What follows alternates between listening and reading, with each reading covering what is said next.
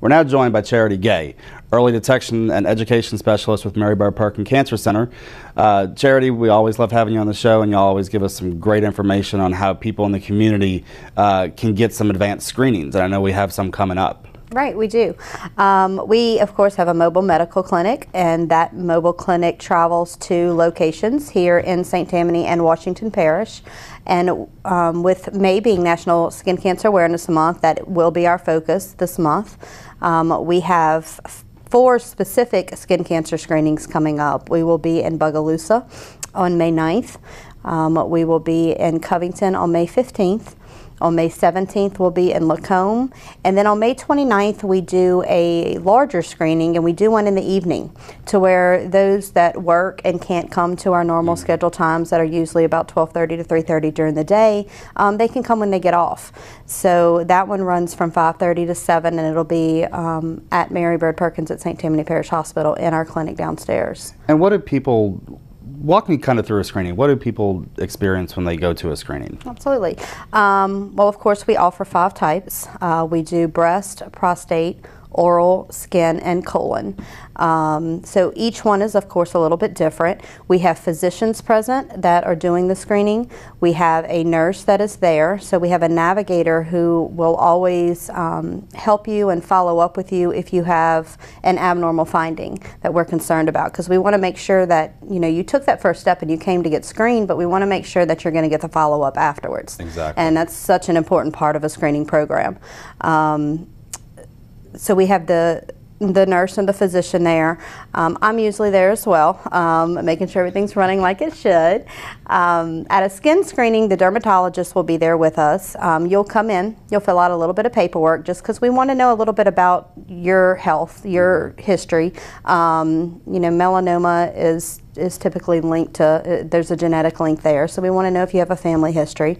We want to know how you protect your skin. Have you been screened before? Have you had any issues before? And that really helps the dermatologist who's screening you make the proper assessment as well. So once we get all of that information, you'll go in a room, and it's up to you. It's your comfort level. We will offer you a head-to-toe screening. The doctor can look at you from head to toe, or if you have one specific thing that you're concerned about that may have popped up last week and you just don't know what it is, or a mole that has maybe changed in size, or the color's not looking right, the border is not smooth, it's kind of ragged, different things that we tell people to watch for.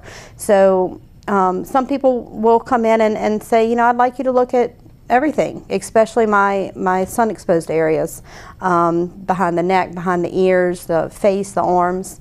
And if the doctor sees something we're concerned about, she'll let you know that she wants you to follow up with that.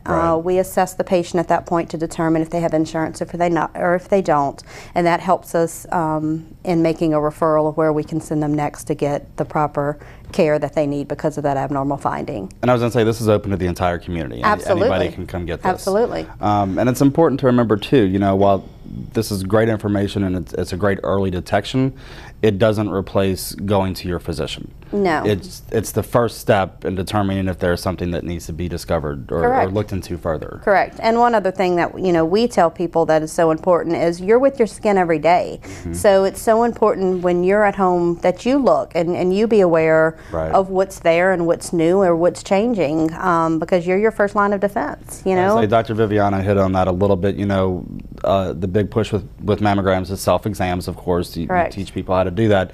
Same thing with skin. That's why we showed those images, is because we want people to know, what to look for. And if there's any kind of abnormality, make sure you get out there, get it checked out. Exactly. And follow the proper course of action. And there's great websites that you can look up. American Cancer Society has a website that you can go to, and there's images on there as well if you want to see those images again.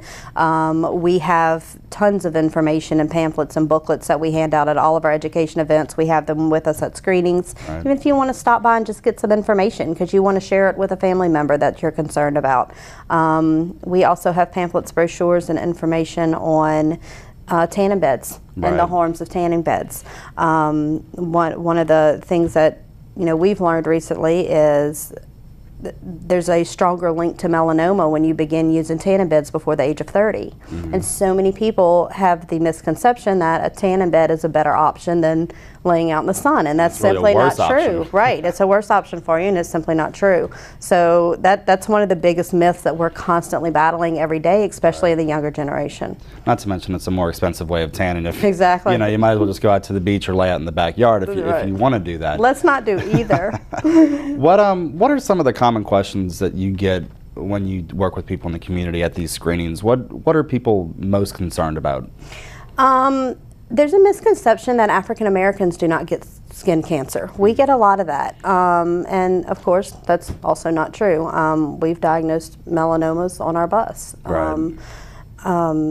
So that's one question we get. We get a lot of questions about children too. You know, when should I start putting sunscreen on my child? How much? What SPF should I use? And we tell them, you know, make sure you're using a broad spectrum sunscreen. You want to cover the UAV and the UAB, UVA and UAB, and at least a 30 SPF. You want to put about, on an adult it's about an ounce, which is about a shot glass full of sunscreen over your body. And the important thing to remember with children is you want to also protect them, because their skin is sensitive, and you know, we want to protect them at a younger age to give them a healthy start for getting as an adult. And it's teaching them too. It's teaching them the importance of protecting your skin. Another good thing to remember with children is you want to reapply. You want to reapply about every 2 hours. Children sweat, children run around, children jump in the water and out the water and in the water and out the water. And not just for children. I have a hard time doing that when I go to the beach. You know, we'll eat lunch and then it'll be 2 o'clock before I realize I gotta reapply. Exactly. You put it on and you think it's going to be there all day, and it's not. So right. And you know, even when you're not at the beach, you know, this morning, for instance, I put sunscreen on my daughter because she's going to school this morning, and I know they're outside playing. Right. So it's a good thing to start doing just as an everyday routine and everyday activity, and starting them younger and doing it is a great way. It's a great lesson to teach your children. Right. We were talking earlier about the treatments that are available. I hesitate to say it's a fortunate thing that we don't see a lot of serious cases of skin cancer, but we still do see it. And Mary Bird Perkin, of course, the Cancer Center is a great resource for when you get referred. Tell me a little bit about, you know, some of the treatment options that are available there, and maybe the prevalence of it. Absolutely. Well, we at Mary Bird Perkins at St. Tammany Parish Hospital have radiation oncologists as well as medical oncologists there. So depending upon the type of skin cancer, the type of treatment that's needed, many times surgery comes into play as well with skin cancer, which a lot of times it can be done by a dermatologist. So when they're coming to us, it's a little further along. It's something that we need to treat, you know, in addition to a surgery. Right. So when you get there, you know, our physicians are going to look at your case, and we're going to do what's best for you. And like I said, that could be on our medical oncology side, that could be our radiation oncology side. We just want to do what's best. Case by case. Well, Charity, thanks so much for being here. Absolutely. We always love having you. Absolutely. Thank you for joining us today. We'll see you next time.